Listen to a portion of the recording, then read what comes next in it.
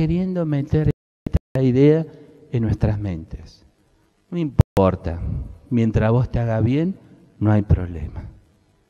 Pero no importa de qué credo seas, de qué religión tengas. No importa en qué cultura estés. Todos sentimos dolor cuando nos damos cuenta que hemos hecho algo que no estuvo bien, ¿verdad? Solamente que nos concentramos en nosotros mismos. Y no nos damos cuenta que ese pecado o esa acción mala tiene consecuencias eternas para nosotros. Y cuando nosotros nos damos cuenta que a lo mejor Dios se siente ofendido, queremos justificarnos, queremos decir, bueno, yo soy un ser humano, total Dios es buenito y lo mismo me va a perdonar. Pero ¿qué mensaje nos quiere dar la cruz? Un Jesús diciendo, Padre, perdónalos porque no saben lo que hacen. En una cruz. ¿Saben qué mensaje nos quiere dar? Que el perdón de Dios no es un perdón barato. Cada uno de nosotros ha tenido que perdonar a veces, ¿verdad? Y hay perdones que han sido costosos y hay perdones que no han sido tan costosos. Si mi hijo viene y me dice, papá, perdóname porque mentí, ¿cuánto me cuesta a mí ese acto de perdonarlo a mi hijo? Y un dolor de cabeza, ¿verdad? Pero si mi hijo viene y me dice, papá, perdóname, con la pelota le rompí el vidrio a mi vecino y le rayé el Mercedes-Benz que estaba ahí. Ya no lo voy a mirar con los mismos ojos, ¿verdad? Ya es otra la mirada. Porque ese perdón que le tengo que dar a mi hijo va a implicar ¿qué?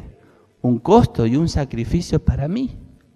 Cuando Dios dice que te perdona, cuando la Biblia dice que Dios te perdona, ¿cómo es el perdón de Dios? No es un perdón sin costo. El costo del perdón de Dios está ¿dónde? En la cruz. En esa cruz es donde está el pago que hizo Jesús, que hizo Dios por tus pecados y por los míos. Entonces cuando yo le digo, Señor, perdóname, y Jesús me dice, te perdono, ¿qué está diciendo? Está bien, yo voy a subir en la cruz en vez de vos. ¡Qué bárbaro! ¡Qué bárbaro! ¿Saben por qué hace eso el Señor? Porque no solamente Dios quiere darte un bienestar. No solamente Dios quiere decirte, quédate tranquilo, no te hagas drama, no pasó nada. No es así el perdón de Dios. Dios te está diciendo, está bien, yo me hago cargo de tu pecado, pero voy a hacer algo que sirva para que vos estés, ¿dónde? En el reino de los cielos. Porque en la vista de Dios no está preocupado porque la pases bien, quiere ayudarte en esta vida. Pero lo que más le interesa a Dios es que vos estés ¿dónde? En la eternidad. Y en el contexto de la eternidad, el perdón de Dios tiene un precio, la vida de Él. Él tuvo que dar su vida para que vos tengas vida eterna. Ese es el perdón de Él. ¿Qué nos quiere enseñar Jesús? Que tengamos confianza en su perdón. Que sepamos que ese perdón está al alcance tuyo. Y Él quiere que ese perdón sea parte de tu estilo de vida. Te voy a hacer una pregunta. ¿Qué es más fácil? ¿Perdonar o ser perdonado? ¿Qué es más fácil?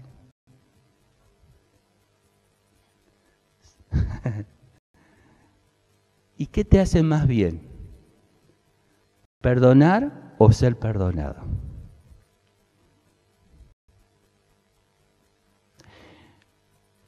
No solamente tenemos la alegría de sentir que Dios nos perdona, sino también tenemos la alegría los cristianos de que Dios nos da el don para perdonar. Dios, cuando nos perdona a nosotros, nos dice, yo te perdono, pero también te habilito para que vos perdones. Y saben, en mi vida sirviendo al Señor, he descubierto que uno de los grandes problemas que tenemos los seres humanos es que nos cuesta perdonar. Nos cuesta mucho mirar a esa persona que nos hizo tanto daño. Nos cuesta mucho sonreírle a ese que nos hundió, que nos insultó, que nos quitó el amor de nuestra vida, o a ese que rompió nuestro corazón. Nos cuesta mucho. O a esa persona que no supo ayudarme cuando más lo necesité, siendo que yo estuve al lado de esa persona siempre. Nos cuesta mucho. Nos cuesta mucho saludar a alguien que nos traiciona, ¿verdad? Cuando nosotros descubrimos el amor del Señor y vemos a un Jesús orando por el que lo crucificó, por el que lo traicionó, por el que lo vendió, ¿saben que el Señor, a través de ese perdón, también nos habilita a nosotros a tener fuerza para perdonar? Y en esta noche quiero invitarte a que si viniste a este lugar, es porque Dios quiere hacer dos cosas en tu vida. Quiere que tú recibas el perdón de Dios, pero también quiere darte el don para perdonar. Quiere darte el don para expresar tu amor a aquel que te hizo daño. No es fácil, no es algo que se pueda hacer por sí mismo, pero a través del poder de Dios es algo maravilloso. ¿Saben? Yo conozco gente que durante años cargó una amargura de dolor por no poder perdonar a alguien. Pero cuando se entregó a Jesús y vio el perdón del Señor, su vida cambió cuando decidió perdonar a esa persona. Es más, es muy probable que esa persona por quien tú sientes dolor o rencor, ni se da por aludido a lo que vos estás sufriendo, ni se entera. Él no sabe o ella no sabe lo que vos estás sufriendo por no poder perdonar. Y muchas veces hasta suena injusto, que quien está sufriendo es el que recibió el daño y no el que dañó. Es así, es una regla de esta vida contaminada por el pecado. Pero ahí aparece Cristo con su fuerza, con su poder y con su capacidad de sanar nuestras heridas y de transformarnos a nosotros en sanadores de las heridas de los demás. Dios tiene poder para hacer eso. Dios tiene poder para transformar nuestra vida. Y yo creo que el primer paso que da un ser humano para una vida de transformación, para vivir una experiencia maravillosa, una vida distinta a lo que te muestra la tele, las novelas, a lo que te muestra la vida, los cantantes, lo que te muestran las películas, una vida distinta a lo que te muestra esta sociedad, es una vida como Jesús nos indica. Y ese primer paso para vivir esa vida es aprender a recibir el perdón de Dios y a perdonar a los demás. Yo quiero en este día invitarte a hacer un repaso sencillito, aquí en estas imágenes que tenemos.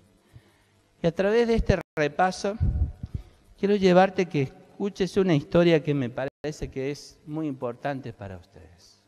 Aquí está el versículo que leímos recién, que cuando llegaron al lugar llamado La Calavera, lo crucificaron junto a los malhechores, a la derecha y otro a la izquierda, y está aquí la frase.